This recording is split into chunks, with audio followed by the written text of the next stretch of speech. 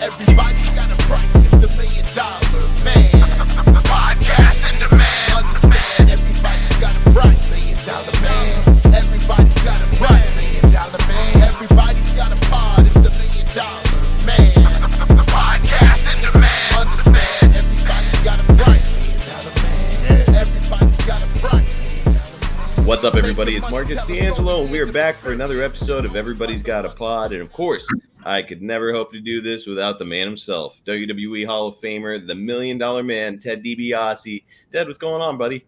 Another day, another dollar. Or I should probably say another day, another million. Another million. That would be a lot better, for sure. Yeah, it would. Anyway. Well, you can't get much better than what we're up to today, man. It is our 15th edition of Ask Ted Anything. Wow. As always, man, your listeners brought a ton of great questions. I do want to remind folks that if you have a question, you can get it on the show by posting it on Ted's social media, or probably the easiest way to do it is send me a DM on my Twitter account with your question or request. You can do that now at Marcus P. D'Angelo. As always, I am going to continue to build these questions up. If we miss your question here, doesn't mean it's not going to be on the next one. I roll them over episode to episode. So hang in there. If you asked a question a couple weeks ago, it might be on like the next episode or the episode after that, depending on how far we get. So we'll get as far as we can today. Before we do get into the questions, though, I've got to remind you guys, get over to YouTube. It's youtube.com/@everybody's-got-a-pod. Ted DiBiase and Jim Duggan are there. Doing their podcast, plus clips, exclusive videos, giveaways, stuff like that. And also, I've got to tell you to get over to OneTrueSportTV.com and get subscribed there while you're at it, because that's not only where we offer exclusive access and opportunities for our members, but we also have incredible free content on the regular YouTube channel. As we're recording this right now on Wednesday the 17th, Kurt Angle is just wrapping up going live on that YouTube channel, taking listener questions. Medusa was live there last night. Lance Archer goes live there with me sometimes. Tully Blanchard was there live, and there's so much more. Seriously, stop missing out. Get subscribed to that channel. It's OneTrueSportTV.com. All right, Ted, with all that out of the way, let's go ahead and dig into these listener questions. Let's do it, man. Jamie is up first. Hi, Ted. If Bill Watts hadn't sold the UWF, but Vince came to you with the $1 million man gimmick, would you still have left? That's an interesting one. No, say that again. So you've told the story here before that you were in Japan and Bruce Pritchard contacted you and said, Bill Watts has sold the UWF. Yeah. Don't go back to work for the Crockett's. We have an offer for you, right? What if you get back from Japan, Bill Watts hasn't sold the UWF, but on the side, Bruce Pritchard is saying, hey, we've got a really great gimmick for you over here. Yeah, I mean, once Bruce went to work for Vince, and again, I had realized, okay, pick up the paper and it says WW. Back then it was a WWF, sets indoor world attendance record, 93,000 people at the Pontiac Silverdome for WrestleMania 3, which, by the way, is a still standing record. Yeah. And I said, if I'm going to stay relative in wrestling, then I'm going to have to go to work for Vince McMahon. And so, if Bruce had come to me with that at that time, and I was still working for Bill, Bill and I always had a good relationship. I came and went, and I never had a problem. It's kind of like there's a lot of people, including Jake. Jake hates Bill Watts. Yeah. But what Jake would have to even admit to is that Bill Watts, maybe he should have paid us all more. But every wrestler can say that. I'm telling you. Oh yeah. When it was in the days of the territories, you were pretty much at the promoter's whim. And I guess if you can complain a little bit louder, maybe you get it a little more, maybe you don't, or maybe that could end up getting you screwed even worse. Yeah, I don't know. but for me, no, to me, Bill Watts was one of the most gifted guys when it came to understanding the psychology of professional wrestling and what we do, and then building characters. And Jake himself has admitted, like, nope, he does not like Bill Watts. But was Bill Watts good at booking wrestling? Yes, he was. It's there's no denying it. He knows wrestling inside and out. So it's you've got to give him credit for that. Now, this would have been a really interesting time for you to depart from Bill Watts if he hadn't sold to Crockett. Just for context, so JYD had left. Then Jake leaves. Then Jim Duggan leaves, and you were kind of like one of the last stalwarts that was remaining with the company. You don't think that would have hurt your relationship with Bill for you to say, like, hey, I know everybody else is leaving for New York, and now so am I. Sorry. I'll be honest with you. I don't think that by that time it would have made any difference. And really, what Bill did, Bill saw what was happening. I mean, Bill's a bright guy. And he would even tell you, he says, I did too little too late, because, he started trying to, he changed it. We went from being Mid-South Wrestling to the Universal Wrestling something, Federation, yeah. And so he was trying, and then he realized that Vince had already, and so basically it was over. Man, Bill, what a fountain of knowledge he still is to this day. I know he's kind of a controversial figure in wrestling and to many people, but he's a guy I'd love to have a chat with. Just because there's not a lot of those territory promoters left out there. The old school territory. He might be the last one for all I know. And so, the stories that guy could tell and the questions you could ask him. I'd love to have the opportunity to chat with Bill at some point. Well, and again, I would think even if you talk to Jake, Jake's issue with Bill was he didn't pay us. That's it. He didn't pay us what he should have been paying us. Like I would agree with Jake then. Yeah, he said we're not getting paid in what we should, but where are we going to make any more money? Who else are you going to go to work for that's not going to screw you? New York was it. Even the Crockett's, Jake has said, even the Crockett's, Jake was there before in 1982, 1981, 82, 83. And he said that the money wasn't good and he wasn't getting pushed the way he felt like he should have been. So it's like, his options were becoming pretty limited. Yeah. Yeah. And that's it. That's just it.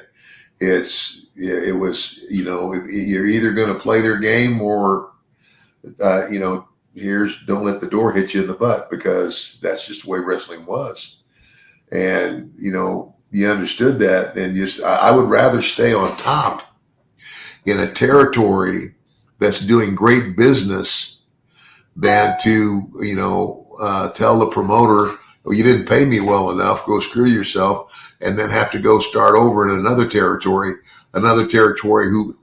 whose business might not be as good as the one you're in. I mean, because Bill Watts' territory was hot. I mean, he built it, and he built it good, and it was just unbelievable, the money that that he was making. I mean, it damn sure made him a millionaire. Even in the dying days, I was just watching some clips from the UWF in '86, so a year before Bill wound up selling to the Crockett's, and those crowds are crazy. Like they are very, very into it. It looks like really full houses. So like business seemed good on the surface, but when you've got to start competing with Vince McMahon and you take a guy like Jim Duggan and now you've got to pay him big money to get him to stay around. Ted DiBiase, you got to pay him big money. Dr. Death, Sting, all these people start receiving big money, and it's like, oh boy, there's not the slice of pie that's left for Bill Watts is getting smaller and smaller. Yeah. Well, I love this topic. We'll explore UWF and that period of your career more here moving forward. We've got Clinton Kirk Burns up next, who asks, how did you come up with your fist drop? Always love the finesse of that move. It was almost an accident. Yeah. It was kind of like one of those things where I could drop an elbow. I mean, and that's a move that a lot of guys made and everything. And,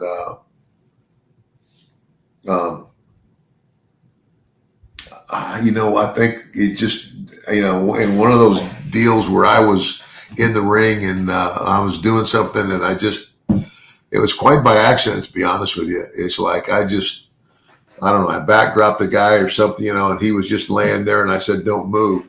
And I just jumped up and came down and I said, oh shit, that worked pretty damn good. And it looks pretty damn good too. So, I think one time I did the fist drop off the second rope. Whoa. I didn't do that anymore. I don't imagine that felt good on like your hip or shoulder. Oh my gosh. Yeah. My shoulder. Frank Aringer III is, I think, how you say it. Like many professional athletes that have superstitions before performing, has Ted or any other wrestlers had any strange or unique superstitions before entering the ring? No. No? I never did. No. Did you see any other guys that had that? Gosh. I can't think of anybody. Ted, I can think of one person that I've heard had a really unique routine after getting out of the ring, and maybe before, for that matter, is Iron Mike Sharp. Oh. Do you remember what Mike used to do? Tell me. If you tell me, I'll remember. But yeah, you're right. Apparently, Mike used to like shower for hours, like literal hours after a match in the arena. Oh yeah, I mean, he was a fanatic about being clean. Oh my God, yeah, and yeah, I mean, it's it's like it's like a lot of times, it's like, hey, Mike, you sure you got enough soap? Here's another bar, and then when he would, I remember when he would get dressed, it's like he would sit down and everything, and he would put his feet up and he would wipe the bottom of his feet off, before he put his sock on. But yeah, Mike was kind of very weird that way. A little neurotic. Did you ever hear the story about him in Philly? He showered so long, apparently, in the Spectrum after a match that the building had shut down. Everybody had left, and there were like guard dogs patrolling the building. Yeah, I heard that story. Some of the characters you meet. Oh, he was a good guy though. That's what I've heard. Everybody liked him as a person. Just kind of a strange bird at times. Yeah, strange bird. Kevin Cornahos asks, "Did you ever visit Stu Hart's dungeon?" No. Have you ever been to the Hart family home? Yeah, I mean, it's kind of like I can't remember. I think I think I was at Stu's house one time. I mean, they live in Calgary, Alberta, and I had been to the house. I never worked for Stu, right? And then and there were all kinds of notorious stories about what went on in the dungeon. He's like. Stu had his way of finding out if you really wanted to be a wrestler or not. So you would have gone to the house, but you had already heard the stories about the dungeon. Oh yeah, but I mean, and again, I'm the son of a wrestler. I mean, so I never would have been one of his victims anyway. You think you could have stretched Stu? Huh? Do you think you could have stretched Stu if push came to shove? Oh no! I mean, there's just notorious. Like he would be real nice, and he'd get these guys, and he'd get them in a hole. And he goes, "Okay, give up, you little bastard, give up." Yeah, really. Yeah, he discouraged a lot of people, I think, from wanting to be wrestlers too. I'll bet. You got some old guy down there, pulling your shoulder out of socket practically, and that'll do it. So okay, you would have been at the Hard House, but if Stu would have invited you down to see the dungeon, you would have said, no thanks. Well, not even that. I mean, because by the time I went there, I was already in the business. Okay, so he would have had no reason to piss with No, no. And my dad, who also was a shooter, you. Mm-hmm.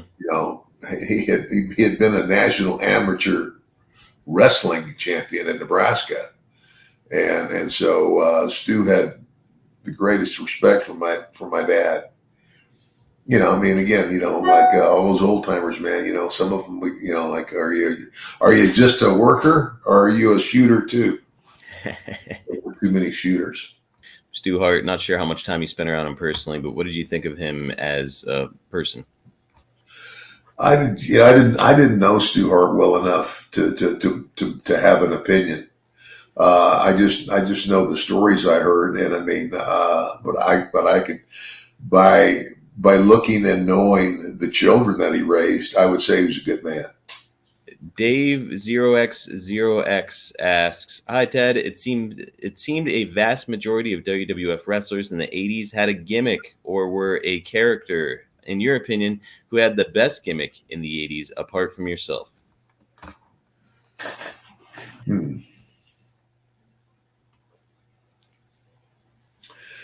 Well, there were so many gimmicks, but I loved Jake's gimmick. Yeah, that I was mean, tough to beat. that's tough to tell you. And some of the stories, obviously, that Jake can tell about having to carry that damn snake around with him. Oh gosh. I mean, can you imagine what he told me? I mean, he would take the snake out of the bag and put it in the bathtub in the hotel room, right? Yep. And leave the lights on because the lights were heat. Mm-hmm. And but he's also said that I get up and go to take a piss in the bathroom and the snake's gone. Like, and I think where and he initially he just looked under the bed and didn't see him under there either, but then when he went back and looked again, the snake had crawled under the bed and up into the the frame. Yep, like the box spring. Yeah. Oh Christ. Imagine trying to pull a big python out of a box spring. My goodness. Oh yeah, not me. A nightmare. And Jake has also said like he'd be in a hotel room sometimes, and these pythons, while he was asleep, they'd like wrap themselves around the sink, rip the sink out of the wall, rip the toilet off the floor. Like man, who ends up footing the bill? Yeah. Jake's got to do it. So it's just like such a mess. Talking about Jake, and I agree. I think that probably his gimmick is one of the more standout ones. I always loved Rick Martel's gimmick too, but Jake stands out. But one of the things that people who don't like Jake or have a criticism for Jake always say is Jake wasn't over, the snake was over.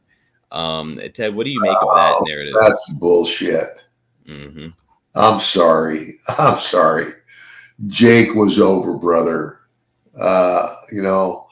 Again, he's a guy I love to work with, and that was his gimmick. And so, yeah, if the gimmick's over, then Jake is over. Yep. I mean, I was, my gimmick was the $1 Million Man, this ultra rich guy who, was like a pompous ass who, all you peons who, what did my dad? My dad called them freeloaders.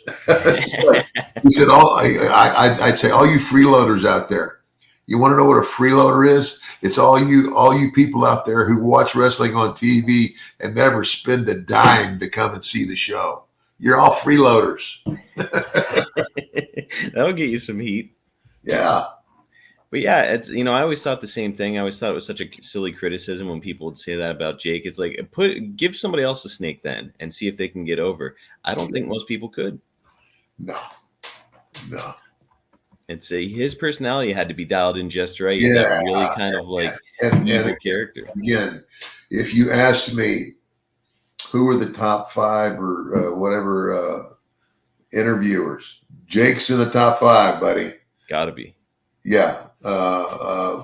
Yeah. It's whoever that was doesn't know their ass from a hole in the ground. Yeah, that's one of those criticisms I hear from people in the wrestling business. And I'm like, how can you work in this business and be that ignorant? Like Jake Roberts Okay. He was over. Now, wrestlers from my era, People who have crossed paths with Jake, I think this is what it boils down to. It's people that have crossed paths with Jake and maybe didn't have a good experience or were jealous of Jake and the push he was getting, stuff like that. That's always kind of like that backhanded thing that they'd say about Jake is like, yeah, well, if he didn't have that snake, he wouldn't have gotten over. It's like, oh, really? Because he got over in Mid-South, he got over in Charlotte, he got over in Calgary. Like everywhere he went before, he got over. Yeah. Well, but he didn't always have the snake. Exactly. Yeah. So I'm glad we can. That's jealousy. Yeah. That's it. That's all it boils down to. I'm glad we could clear the air on that narrative. I'm sure there's people that say that about me too. So some people, some people just don't like seeing others have success. Is what I think it boils down to. Okay, let's take a minute to discuss our fantastic sponsor that is changing the lives of men everywhere. Of course, we are talking about Blue Chew. Are you ready to perform with the confidence of the $1 million man in the bedroom? Are you ready to leave your partner feeling like $1 million? Are you ready to get that thing so hard you could go hunting with it? If the answer to all those questions is yes, it's time for you to give Blue Chew a try. Blue Chew can help increase your performance and regain that old confidence where it counts the very most. Blue Chew is a unique online service that delivers the same active ingredients as Viagra, Cialis, and Levitra, but in chewable tablets and at a fraction of the cost. You can take them anytime, day or night, so that you can plan ahead or be ready when that opportunity springs up. The process is simple. Sign up at bluechew.com, consult with one of their licensed medical providers, and once you're approved, you'll receive your prescription within days. The best part of it, it's all done online. You can forget about those visits to the doctor's office, no more weird, awkward, uncomfortable conversations, and no waiting in line at the pharmacy anymore. It comes right to you. Blue Chew's tablets are made right here in the USA and prepared and shipped direct to your door in a discreet package. But you know the drill, guys. There's not going to be anything discreet about your package. Men everywhere have never been more excited to see their mail carrier arrive because when your package arrives, your package arrives. Listen, I know what your next question is. Will it actually work? Why don't you try it for free and find out for yourself? Something free from the $1 million man? That's right. You can try it right now for free. All you have to do is pay $5 shipping. That's it. Place your order now and give your partner a very pleasant surprise. Women are attracted to confidence, and Blue Chew can help give you confidence where it counts. Don't wait any longer. Time to chew it and do it. Take advantage of our special deal. Again, you can try Blue Chew free when you use our promo code EGAP at checkout. Just pay $5 shipping. That's bluechew.com, promo code EGAP, and receive your first month free. Visit bluechew.com for more details and important safety information. And we thank Blue Chew for sponsoring Everybody's Got a Pod. RMT asks, how long did you guys have to wait to get your checks from pay-per-views in the 80s and 90s? I've heard it was months after the show sometimes. Well, the pay-per-views were done. I can't remember. I mean, I don't know. They got to where they were doing one. Initially, there were 4 seasonal, I think. There were 4 big shows. Yes. There was WrestleMania. There was SummerSlam. There was Survivor Series. The Survivor Series. And Royal Rumble was the first one of the year. And we waited for those checks because, it took a lot. I mean, those were pay-per-views. So that money's coming in from all over the country. And it took a while. I mean, for all of that, for them to process all of that. And that's true. There were times when, we wouldn't see those checks until almost the next pay-per-view. And again, this is not a corporation at this point. It's a privately run business. So Vince McMahon can pay these guys, but it's coming out of his pocket while he awaits the pay-per-view checks. So why not just wait for the pay-per-view checks to come in exactly. And then disperse it? Yeah. So that was the idea.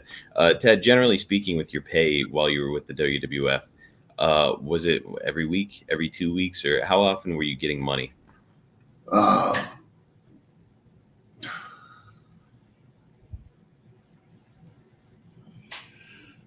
You know what? I can't remember whether we got paid weekly or bi-weekly.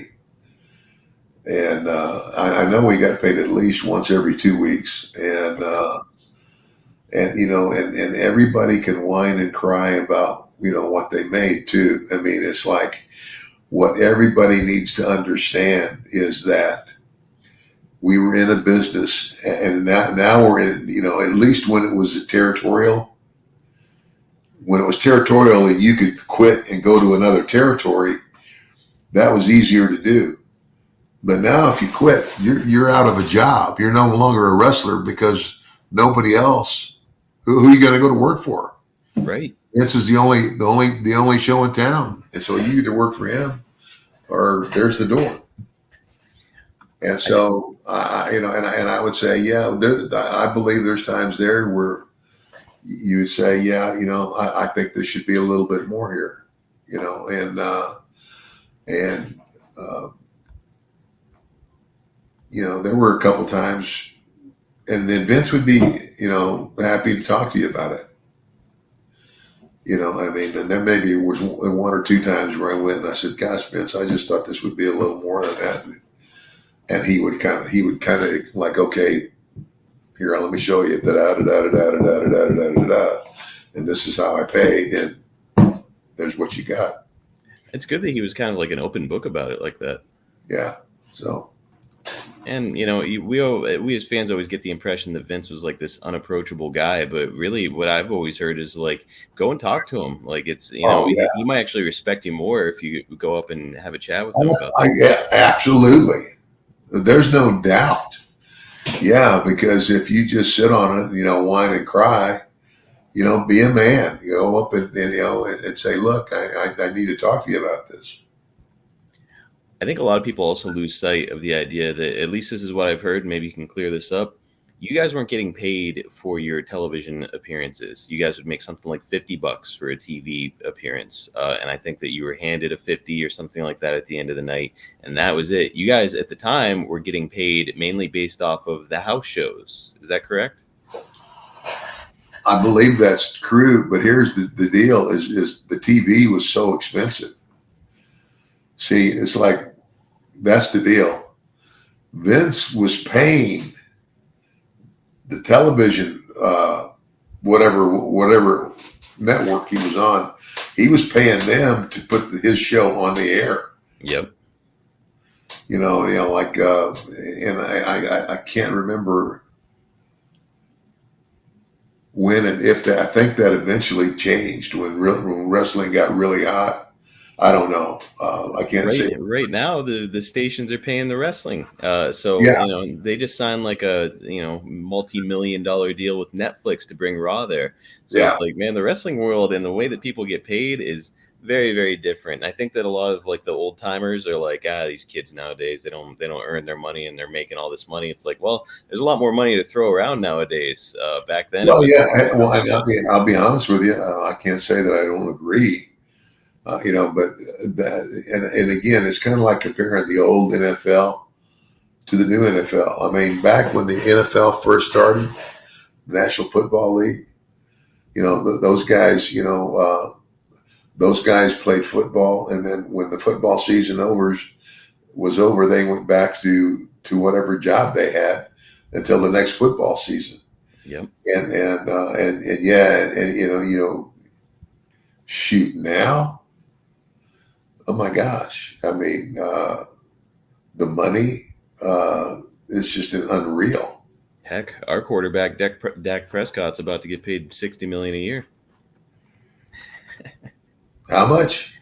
That's the rumor. Is that so? Oh boy, people who don't like the Cowboys are gonna hate our Cowboys talk here, but the rumor is that somebody ahead of Dak just got whatever $55 million, and Dak has an argument to say like, well, I'm a better quarterback than that. I was second in the MVP race, so if they got 55, I'm worth at least 60.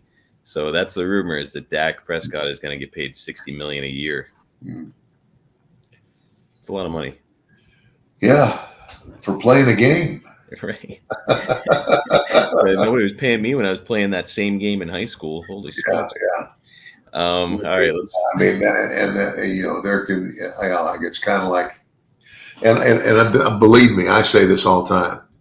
I mean, and I don't watch wrestling anymore because I personally don't like the product. Mhm. I mean, I think, you know, wrestling as I did it, the story was the match. Now the story is not so much the match as it is, you know, it's like, you know, let's go backstage and, you know, and then they're having an argument in the dressing room, and then this is happening out in the parking lot. And, you know, it's become a soap opera. And but the bottom line is the matches themselves, especially the guys, they don't make any sense. You know, it's like they just bounce around the ring and do all these great moves, but tell me a story. Yep. You know, the match should tell me a story. It's like walking into a movie. When you walk in the door, you know it's not real. But if the actors are really good, they draw you into the story they're telling in the movie, and they can make you mad, they can make you happy, they can make you laugh, and they can make you cry. You know, and that's what wrestling used to be, but it's not anymore. Now it's about spectacular moves, and I'm not gonna lie, some of these moves are crazy. But well, yeah, and they do these unbelievable moves, and they hit the ground and they bounce up like nothing happened. yeah, So why do the move unless you're going to sell it? You know that, and that's it. You know, it's kind of like I was a good baby face because I knew how to sell. I knew how to you know, take the beating the heel was giving me and sell it in such a manner where the people are just begging me, you know, oh, come on, Ted, come on, you can do it. You know, and I would try to, I'd start to get up and, you know, and I would go back down and, you know, I would just call things and I would continue to sell until that one spot, till we, you know, now it's, you know, you can feel it in the air almost. Now it's time to start the comeback. And then I would make the big comeback. And we either you make the big comeback and win, or you make this great big comeback and then you find a way for the heel to screw you again, only because you're going to come back in the same town the next week and have another match. So we've got Craig, who asks, what was your favorite finisher to sell? Was there any that you really like taking? No, finish is a finish. And I've been in all of them. When I was a babyface, you know, my finish was a figure four leg lock. Oh, yeah. And I would, the way I did it is I would, did you ever see the Funk spinning toe hold? Yes. Well, I would do the spinning toe hold. I would go around and around and around. And after the third time around, I would sit into that figure four leg lock and just let them scream. I love it. You know, that was my favorite, you know, and as a heel, you know, yeah, I called it the $1 Million Dream. It was just a modified sleeper hold. What made you decide to get off of the figure four leg lock? Was it the lower glove? Well, it's more of a babyface move. Ah, okay. You know, in my opinion, it's just, you know, it's a better baby face, you know, rather than a heel deal. Should a heel have a submission finisher? Because in theory, you shouldn't have the baby face quitting in a match ever, right? Well, I don't know about that. You know, it's kind of like, you know, what happened. It's the way you get there. Okay. You know, like if I could, you know, in other words, if I were to let a baby face explode, do this explosive comeback on me, boom, boom, boom, boom, boom, boom, and he looks like he's just got me right, and I do something just short enough to give myself time to get back up and slap that hold on him. Now, there's ways to do it. So if you put a baby face in like enough peril throughout the match, it's okay for him to tap out or quit at the end. Well, I mean, if you not, I would, I would never have him. I mean,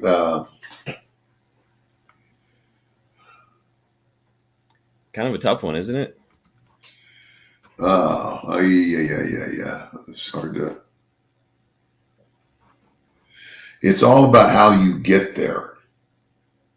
Um, it's kind of like I could have a babyface make an unbelievable comeback on me, and then boom, boom, boom, boom, boom, and he comes running in, like into the corner, and I just drop out of the way, and he hits the turnbuckle, and just backs right up into the $1 Million Dream.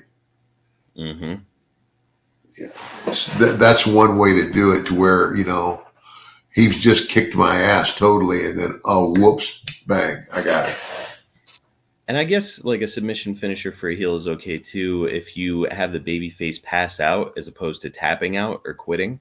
A lot of the time, that could be another workaround where they can't raise their arm the third time or whatever, right? Yeah.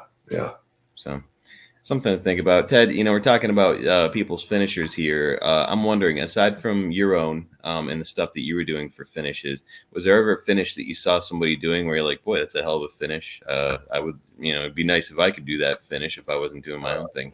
I can't think of anything. I mean, I loved I always thought the Funk spinning toe hold was a great finisher. Yeah. I always thought that was great. And I don't know, I think Scott Hall's finish was always cool. The Razor's Edge, that was always pretty spectacular to see him do that.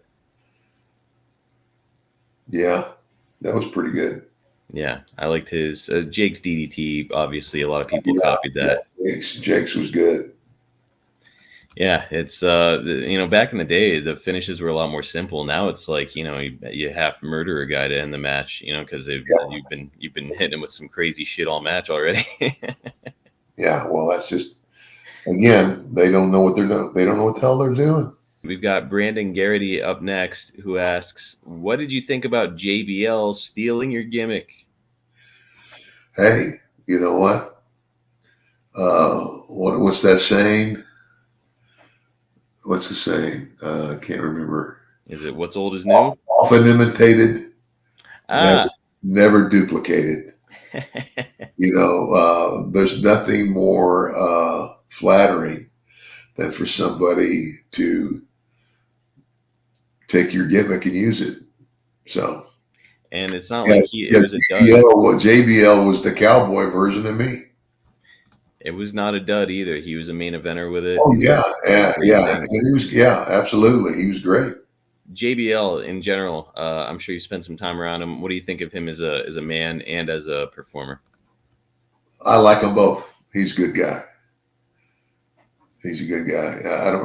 And I haven't ever, of course, I didn't work with JBL, a lot, and I don't know did I ever work with him. You would have been in the WWF with him when he came in as Justin Hawk Bradshaw with like Dutch Mantel and like a cowboy gimmick, but that was about it.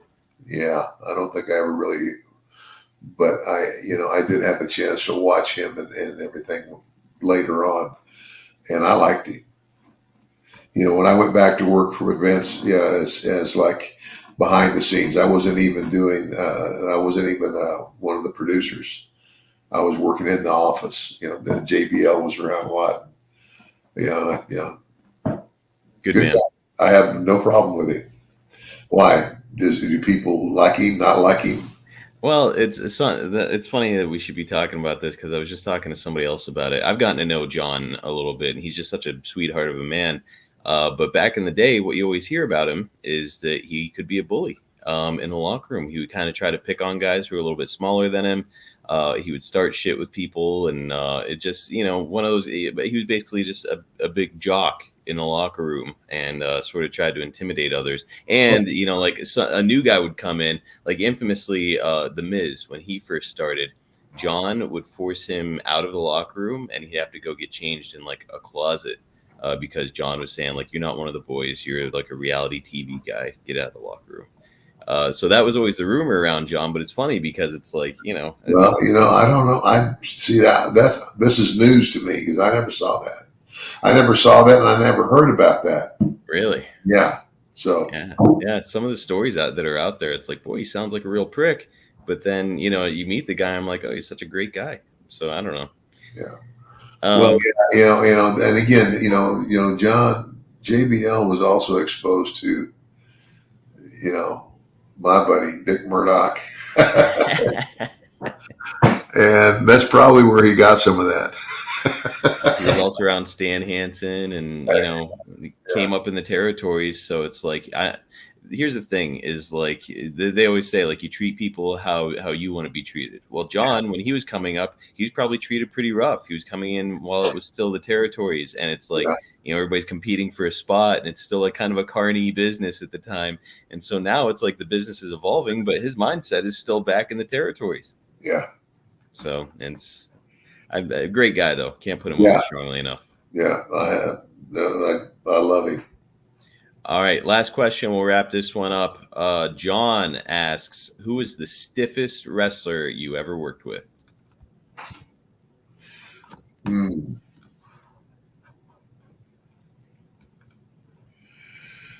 Well, in fact, it would probably have to be some guy that they put in the ring, basically as they're just there to get beat. You know what I'm saying? Yeah. So a piece of meat. It's just like a quick win for me. Somebody who doesn't really know what the hell they're doing, and who hits me, and it's just stiff as a brick. But anyway, I don't know.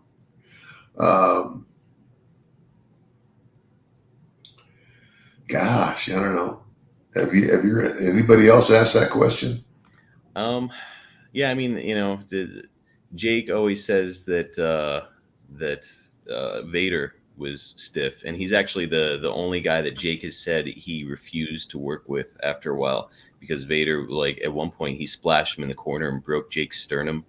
Well, and I saw Vader, but I never worked with him. I never worked with him, and it's kind of like, and if you'd have been like that back in my father's era, you wouldn't be in the business long. And get your ass beat. Because the first rule of thumb is protect the other guy. Yep.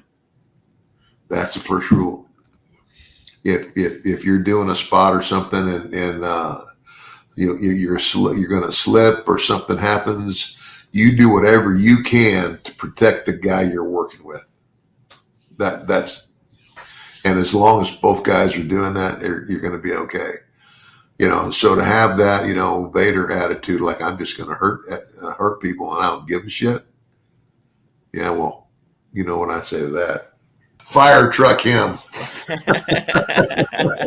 That's the polite way to say it. Yeah. Okay. Man, this was a great episode of Ask Ted Anything. As always, I appreciate your time, my friend. And listeners, again, you can reach out to Ted on social media at MDM Ted DiBiase on all platforms. If you want to get a question on the show, again, you can do it there, or hit me up at Marcus P. D'Angelo on X. I'd be happy to answer your questions, or if you got any comments on the show or things you'd like to see or hear or whatever, please reach out. Love to hear from you guys. And Ted, my friend, another episode in the books. Always great chatting with you. Great, Marcus, and I look forward to the next time. And until then, remember, everybody's got a price for the $1 Million Man.